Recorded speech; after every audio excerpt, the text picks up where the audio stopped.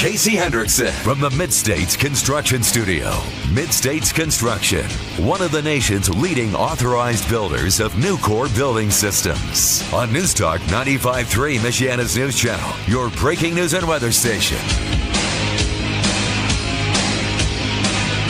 Hey, good afternoon. Thank you for tuning in. News Talk 95.3, Michiana's news channel. I am your host, Casey Hendrickson. Producer Tim, screening your phone calls and taking your traffic updates. I want to thank our great sponsors, Second Amendment Arms and Range. And again, if you are confused, that's where I was going with that, confused about the differences between an AR-15 and an M4, you can go to Second Amendment Arms and Range and stop it. This would be a great day to have the live stream up, but we just if you're confused about the differences between an M4 and an AR-15, go to Second Amendment Arms and Range. They can help you to go ahead and work that out. And again, secondamendmentarms.net. Tonight's ladies' night, by the way, over at Second Amendment Arms and Range. I have a couple of people who I think are new to the area because I once was one of you. Dingus Day, question mark? Oh, I remember those days. So where I'm from, dingus is an insult. I don't know if it has anything to do with being an insult for the day or anything like that, but where I'm from, you call somebody a dingus, you're calling them an idiot. That's what it is. And so when I first moved here, I wasn't here very long. And because I think I started on the air at the end of September. And so then we ended up, less than half a year, I guess, or half a year. And then Dingus Day rolled around, and everybody's like, oh, yeah, we're going to go to the St. Joseph County Republican headquarters. We're going to broadcast live for Dingus Day. And I go, what in the heck is that? And I was rolling. I was sitting here laughing, hysterical. I'm like, what the heck is the Dingus Day? I was like, is that a day that we get to go and make fun of people or what? What is that about? And they go, no, it's a holiday. It's a tradition here. I was like, what do you mean it's a tradition? I was like, because where I'm from, this does not exist, okay? Which is why I think I have a couple of people going, I don't know what this is. What are you talking about? And it's a great question because this totally new concept to me as somebody from the Southwest, had never heard of Dingus Day before, was not a thing. And here I have people telling me that we celebrate a whole day of dinguses. And I was like, okay, well, what is the holiday? And we drink beer and eat sausage. I said, I'm in. I'm all in on that. You're not going to get me to not go in on all that. So Dingus Day, I don't know the historical connotations of it, but traditionally in Michiana, that is where you start the primary season in politics. So you have, which I guess kind of makes sense with the whole, it's a slur sort of a thing. And basically what you do, Democrats have a big Dingus Day bash, Republicans have a big Dingus Day bash. You go there, and with the Republicans, they have a breakfast, they have a lunch. I will be there for breakfast between 7 and 9, and I hope you'll come on out and say hello. But you get to eat Polish sausage, pancakes. Couple of people remember the old competition that we used to do on the morning show when I hosted Michiana's Morning News. My producer at the time, Craig, he was team pancake and I was team sausage. And the goal was to get the most people on our team. He liked pancakes, I liked sausage, and there you go. So it was team pancake versus team sausage. So I started seeing a couple of the hashtags. A couple of the hashtags, team sausage. I'm all over that. I love it. We were going to have T-shirts and everything else. It was a tradition for us. And I haven't been able to do it the past couple of years, but we're back this year, and I'm thrilled. Now, a couple of people have said, where is the St. Joseph County GOP headquarters? 4133 South Main Street in South Bend. 4133 South Main Street in South Bend. And I said, I will be there from 7 to 9. They will also have a lunch. You can go check it out. I shared the event on my Facebook page if you want to go ahead and look at it. All right, 574-25-95-95. Somebody says, Dingus Day in Smart Streets? What the heck? Zach, welcome to the program. Hey, Casey. As much as I love you, I'm not joining Team Sausage. I was waiting for it. Had to happen. But anyway, no, I was born and raised here, and I still don't know what Dingus Day is. But Tim's dad hired me about 6.5 years ago and told me it was an extra day for the Polish to find their Easter egg. You can't.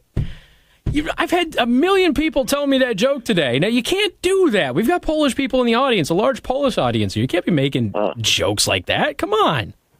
It's all Tim's dad's fault. Jeez. All right, Tim. You're officially fired. All right, Zach, get out of here. All right. To the fine Polish folks. I let him on so I didn't have to say it.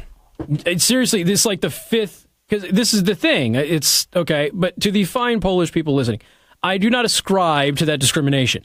You've all heard me say that if things go south in the United States of America, have I or have I not said this, Producer Tim? If things go south in the United States of America and you need another country to go to, you go to Poland. Poland knows what's up. So, But again, I mean, it's gonna be fun. I hope you'll join us. I'm not trying to turn this into an extra long commercial for it. I just had a bunch of text messages going, "What in the world is going on?" And I've been there. I've been the new guy in the community who doesn't know what Dingus Day is, and why you should enjoy it so much. Like I said, beer, sausage, pancakes. They have a lunch too that they're going to have over at the St. Joseph County GOP. James, welcome to the program. Okay, here's the lowdown on Dingus Day. Back in the 40s, we had a lot of immigrants come to this area. Most of them were either Polish or Hispanic. Okay. And Dingus Day is a Catholic holiday. Okay. Which most people from Europe are Catholic. So before Easter, you have Fat Tuesday. Right. Which is your last chance to drink and indulge and eat. That's where I was introduced to a punchki. I'd never heard what that was either. Those don't exist where I'm from either. So it's your last chance to eat, drink, and be merry. And then the 4 or 5 weeks between that and Easter, you have to give up something, whether it be alcohol or chocolate or sausage or whatever. So then you have the 4 or 5 weeks of Lent. Then when you get to Easter, then the next day you get to re-celebrate Lent being over with. So you can drink alcohol, you can do whatever. And that's basically what it's basically celebrating the end of Lent, because when you go through Lent, you have to sacrifice. But in all of our infinite wisdom, we realized that the things that we wanted to celebrate the end of Lent with were sausage, pancakes, and beer. I have no idea. Well, like I said, I mean, the northwest side of South Bend it's predominantly Polish. So since the 40s, that's probably where you got the green beer and the hard-boiled eggs and the Polish sausage. Gotcha. Oh. Because that area over there by Western Avenue and all that, that's a big Polish heritage. And everybody pretty much that's involved with the Northside Democratic Club are pretty much either Polish or Catholic. Well, I'll tell you what. Why don't you call back next year, because I'm going to forget all of that, and remind me next year when I say the exact same thing that I said just now. Yeah, basically it's 4 or 5 weeks of behaving yourself between Fat Tuesday and Easter, and then once Sunday's over with, then the floodgates open on Monday. Gotcha. You can go back to being normal and partying, basically. There you go. All right, man. Hey, I appreciate the information. Thank you.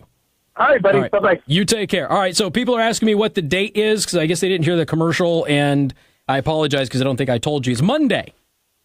So it is on the 2nd, okay? So we have Easter this weekend, and we'll come back on Monday, and you got Dingus Day. So it's the day after Easter, all right? So Easter Sunday, and then on Monday is Dingus Day from 7 until 9 a.m. I will be out at the St. Joseph County GOP headquarters at 4133 South Main Street. You can come on out and see me and say hello. Love you too. Enjoy the pancakes, enjoy the sausage, and the festivities, and also take the opportunity to sit down with some of the people running for office and talk to them, and people who are in office and talk to them, so you can learn a little bit more about the people who are representing you in government in your community. All right, we got this Brian Stelter admitting that he allowed the Parkland students to lie to him, and you're all shocked that Facts First CNN allowed that to happen. I know. We got more coming up. News Talk 95.3, Michiana's news channel. KC Hendrickson, News Talk 95.3, Michiana's news channel. Your breaking news and weather station.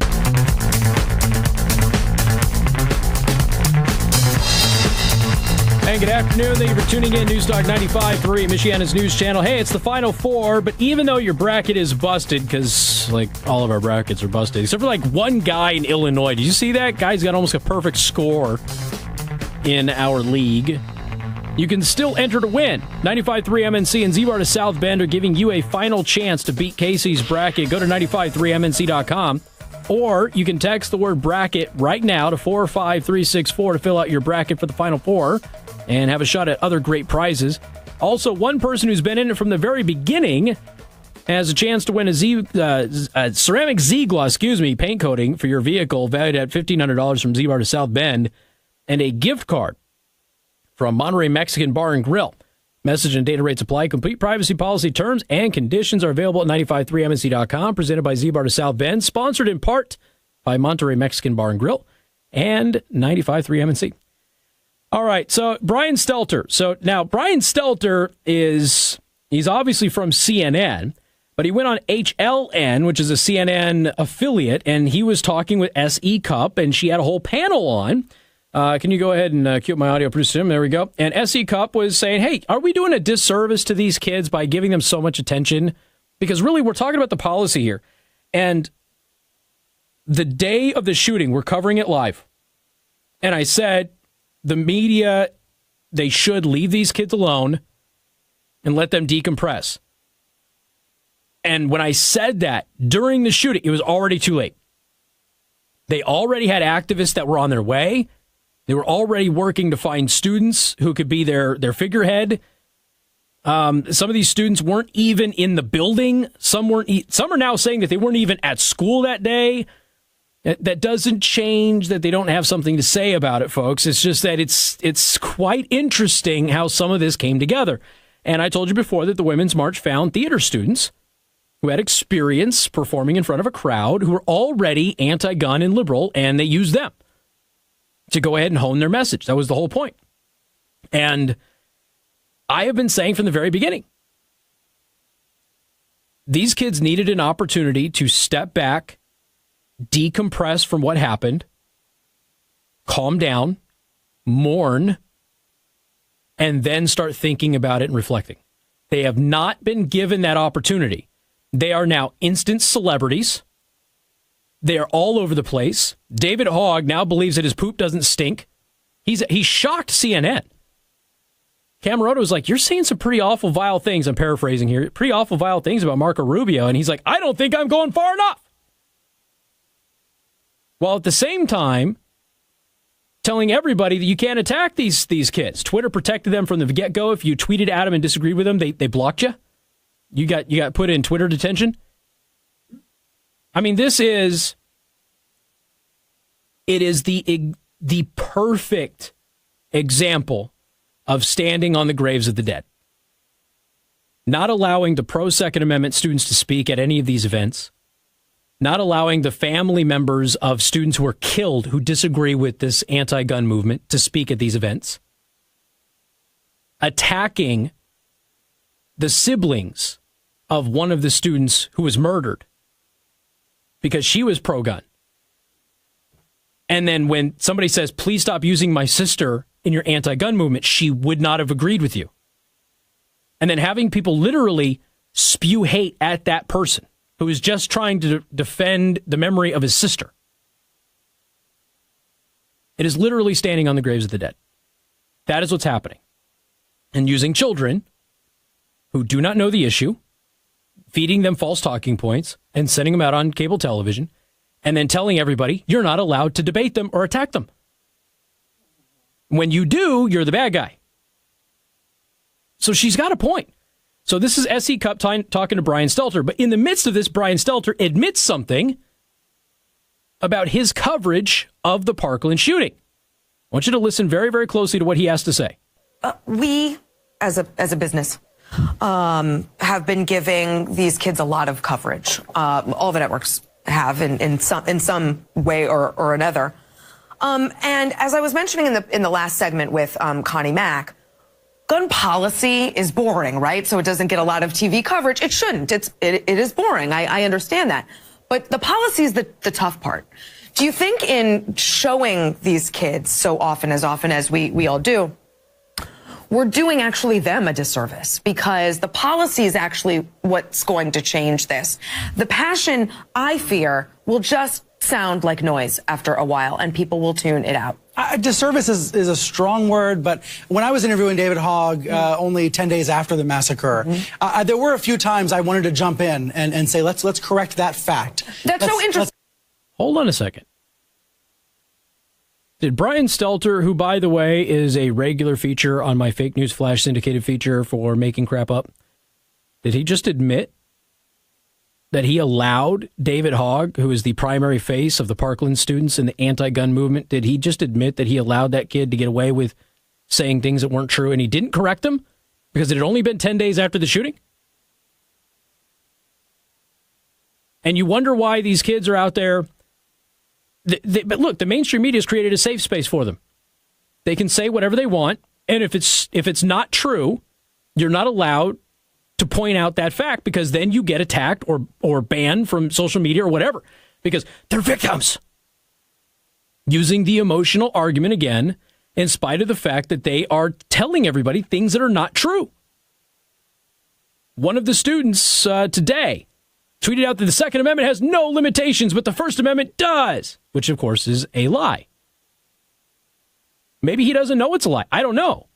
This is a prime example of why children should not be steering the debate on national policy. They don't know the issue. And time again, I have seen these Parkland survivors, and I have not really engaged with any of them. But I have seen them post so-called statistics that are untrue, and demonstrably so. But nobody challenges them, because if you challenge them, you get banned. You're evil. They're victims. Wow. You know, Kyle Kashuv, who is the pro-Second Amendment, the big face of the pro-Second Amendment students at Parkland, you know, he's been repeatedly attacked by other Parkland students. Stop attacking your classmates. He's, to my knowledge, he has not attacked anybody personally.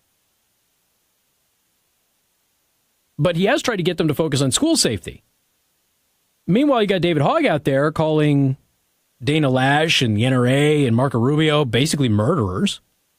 Nobody says a thing. Anyway, it continues. So he just admitted that he didn't correct things that were untrue that the Parkland kid, Hogg, was saying on his program, because it'll be just been 10 days after the shooting. I didn't want to correct him.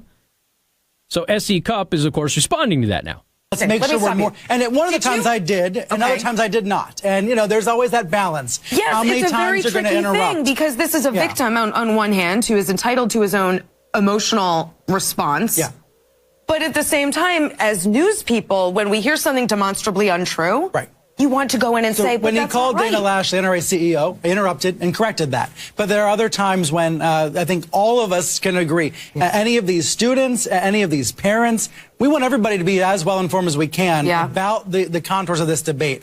I think we have to recognize where David Hogg and Emma Gonzalez are coming from. There has been this increase in the lethality of mass shootings in recent years in this country. The so-called top 10 list of horrors is very, very ugly and very recent. And so I can see where these students are coming from, saying this is getting worse. It's not just that there are 90-something people that die a day from guns, mostly from suicides. It's that the mass shootings are getting worse. And I do think they are trying to raise awareness of that.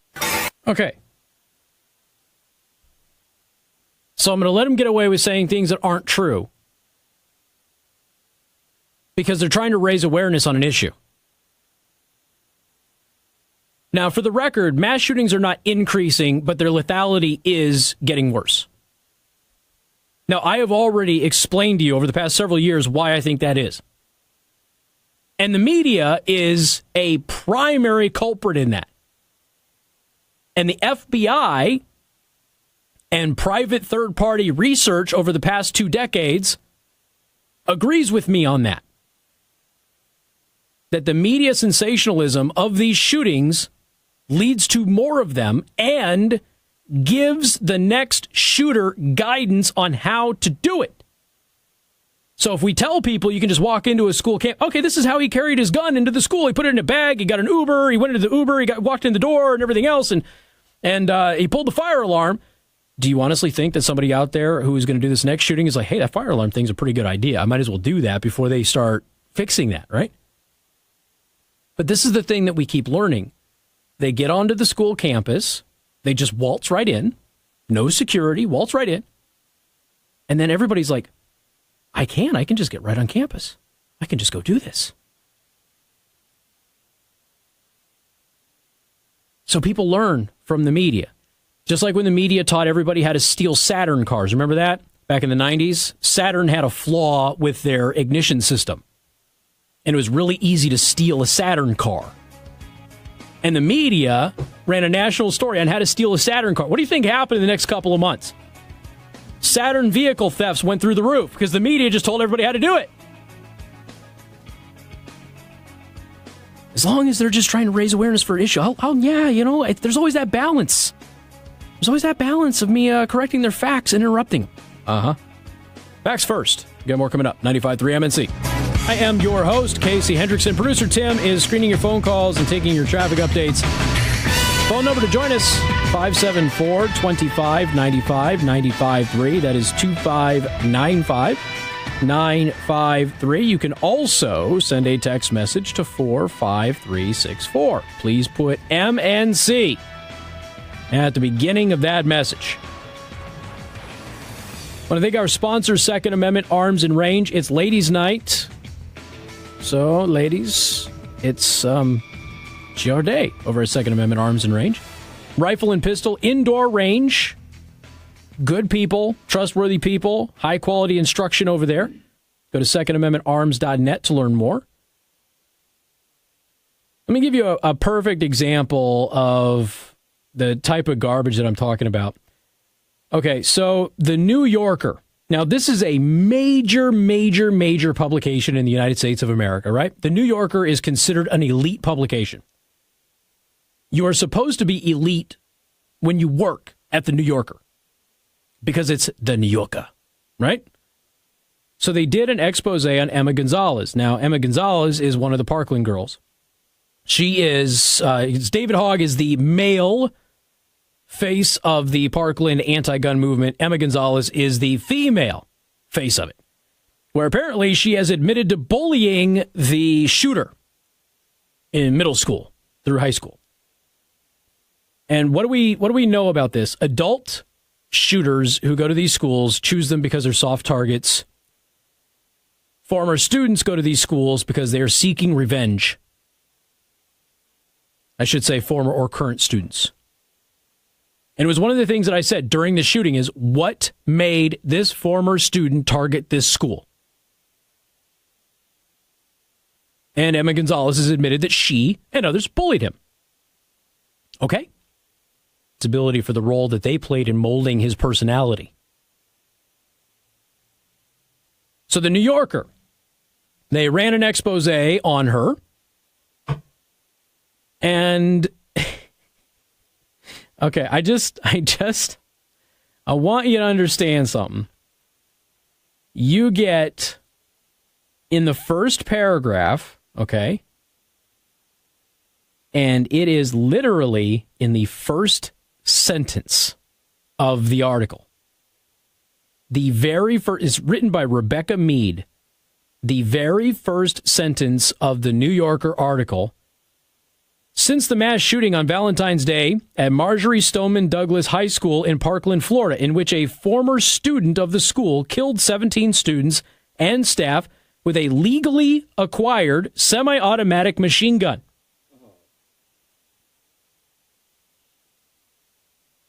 This is literally in the first sentence of the article.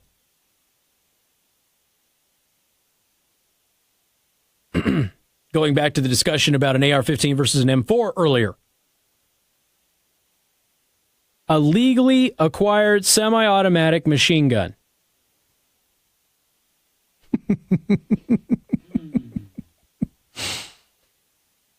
Stop gunsplaining, Casey. Stop it. Stop gunsplaining. Uh-huh. Somebody's got to teach everybody what's actually happening out here, because you got a bunch of people liking silly posts from politicians and local media personalities. This is what's real interesting to me is when I see a local politician like the mayor or somebody else post something that is factually untrue, and then you see local news anchors and reporters for local newspapers liking it and retweeting it. That's always fun. Those are good times. You're just sitting here and you just get palm to the face, palm to the face, palm to the face. That's all you can do. That's all you can do. And all you're trying to do is have an actual honest discussion about this, but you can't when people are telling you things that aren't true. So in the first sentence of an article in one of the elite publications of the country, The New Yorker, the author writes that the Parkland shooter, Nicholas Cruz, legally purchased a semi-automatic machine gun. By the way, my tooling for AR-15 mags came today. I will officially be calling them the Clipazines, the Clipazine pouch. So we will be doing that. Again, it was written by Rebecca Mead. So now, of course, everybody, including myself, pointed out that this is a fictional device. It doesn't exist. You're not allowed to have a semi-automatic machine gun because it can't exist. It can't cohabitate the same space in time. It can't. Why? Because it's an oxymoron. So anyway, after pointing all of this out, if you go to the New Yorker right now, it has changed to semi-automatic. And then on the bottom, the editor's note, a previous version of this article incorrectly described the weapon used in the Parkland shooting. Not, I made up a term that doesn't exist, and my editor didn't catch it. And you wonder why people are making fun of people who are out there trying to do this gun control stuff. It gets to a point where you have to look at it and you go, okay, I have to mock you now. I can't politely try to explain to you. This is how this always goes, right? There's always a hyper-emotional reaction to something that happened. And the pro-gun side is like, calm down, wait for the facts. The anti-gun side is, no, it's automatically the NRA and everything. Okay, well, over 90% of these shooters describe themselves as liberal or Democrats. Why are you always blaming the NRA? I thought liberals and Democrats hated the NRA. I mean, not all of them, because there's a lot of NRA members in the Democratic Party. I'm just saying, in general, why does that always happen? Because there's a political reason. Not a practical one, but a political one. And so Vox just put out this new video about the NRA. It's full of a bunch of things about the NRA that are not even true. It's just made up. But the people watching it, people sharing it, they think it's true because they don't understand the topic. And it doesn't help when you have news people and politicians regurgitating these lies. That is where you can't have a discussion or debate anymore. That's why they always say, we can't talk about the facts. If you're not going to agree with me, then I can't debate you. I'm never going to change your mind. You're not going to change my mind because you're wrong. It's not my opinion. A semi-automatic machine gun does not exist. It is a piece of fiction. Well, you're gun-splaining. No, it's a huge difference. And it is extremely relevant to the debate. And until we can sit down and actually say, all right, look, why do you want to ban a barrel shroud? And they can intelligently look at me and go, because of this, this, and this, instead of going, I don't really know what a barrel shroud is. Just it's a piece of plastic or aluminum or metal, or depending on what it's made of, that just goes around the barrel so your hand doesn't burn. Sometimes you can have attachments to it, and that's why do you want to ban that? But I don't think you should have attachments. Okay, what about barrel shrouds that don't have attachments? But until they know what they're actually talking about, you can't sit there and have that discussion, right? So then it just all becomes about the evil NRA, politics, and everything else. So these shootings always start with the hyper-emotional reaction. The pro-gun side saying, calm down, wait for the facts. The facts come out. 90% of the time, they favor the pro-gun side in what we have been telling people for years. And I'm being very generous with saying 10% of the time it benefits the other side, the anti-gun side. I'm being very generous there, and I know that. And then we start off then the pro-gun side comes in and says, all right, look, it sucks what happened. It's terrible. But what you're saying isn't true because of X, Y, and Z. It always starts out this way. And then they yell at you and scream at hominem attacks, and then they accuse you of wanting to let kids die and all of this other stuff. And then you start mocking them. And then you're the bad guy. But all you were trying to do from the very beginning was just say, look, an AR-15 and M4, they're not the same thing. Stop saying they are. They're not the same thing. They look the same. They're not the same thing. An airsoft that looks like an AR-15 is not an AR-15. Just because they look the same. They are not the same thing. But they fire the same bullet. Okay, so does this bolt-action hunting rifle. It's a common hunting round. Is your problem with that round?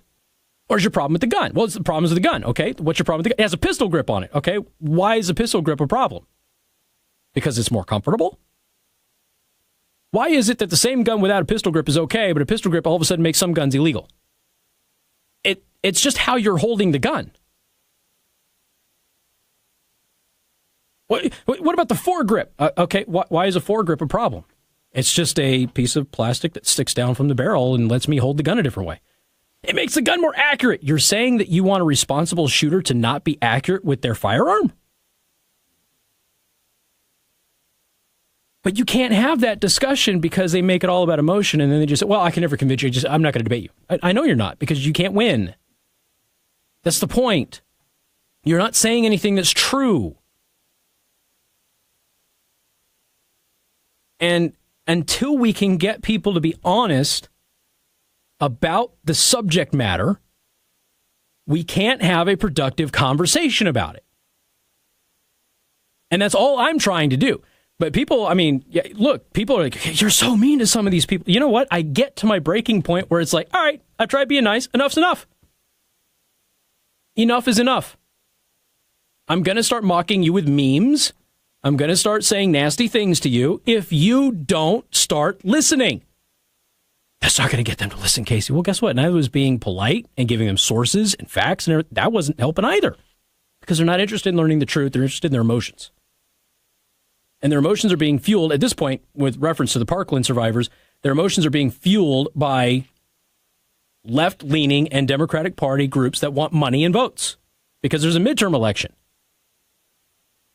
The DNC funded, in part, these marches over this last weekend. The DNC is $6 million in debt and had to take out a $1.7 million loan last week. Don't tell me this isn't one of their cards for winning the midterms. Hey, I got to tell you about Temper Grill. So today's Tuesday, half-price wine bottles on Tuesday. Truly unforgettable dining experience at Temper Grill every time. Plus, every time you go, the menu's changed, right? So you got the basic menu that is always, the stuff that's always on the menu. Then you have your specials, and they change weekly. And, of course, that's like having a different meal every time. You know, sometimes you go to a restaurant over and over and over again. It's the same menu. It never changes. And you're like, get kind of bored. You don't have to worry about that at Temper Grill. They always have something new and creative and innovative that you've never had before. The best part is you can go online, tempergranger.com, the brand new website, see the menu right there. You can also make reservations, buy gift cards, all of that. And folks, 21 and over. A lot of people love that. No kids, 21 and over. Temper Grill, food with attitude. Half-priced wine bottles today for Tuesday, $2 beer night tomorrow. Got more coming up, 95.3 MNC. KC Hendrickson, News Talk 95.3, Michiana's news channel. Your breaking news and weather station.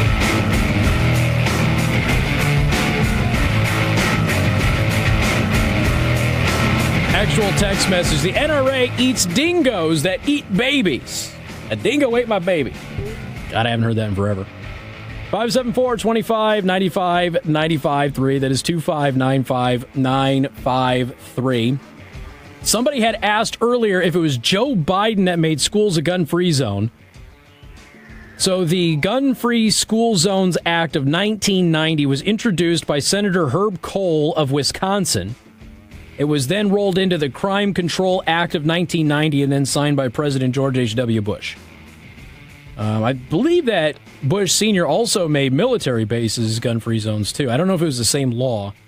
I'd have to look it up a little bit more, but, you know, this is Somebody's asking if it was Joe Biden. That was. I'd have to look at the voting record of who all voted for it to get a roll call and that sort of thing. And I'm sure he voted for it if he was in the Senate at the time, and I don't know that he was. I think he was. But somebody was just kind of curious as to when that happened. And by the way, most school shootings have happened since the Gun-Free School Zones Act of 1990, which again was rolled into the Crime Control Act. Hey, folks, got to tell you about Nutrition HQ. And again, we got coworkers who are taking Alpha Cuts, and they have never had better workouts, they say. If you are interested in getting yourself beach body ready for the warmer weather, or at least mow my lawn without my shirt without being embarrassed because there's a hot neighbor down the road who might drive by me. If you're one of those types and you're over the age of 35, Nutrition HQ, and mention me, and you will get 20% off. You're just looking for a good protein or a multivitamin or something of that nature. You also get 20% off of those products. And ladies, of course, they have an entire section specifically for you and your physiology. And, of course, the consultants over there can guide you in any of the products or routines or diet that you would need. Go to Nutrition HQ at 5804 Grape Road in Mishawaka, right next door to H.H. Gregg. Hannity is coming up next. We'll see you tomorrow. Have a good night.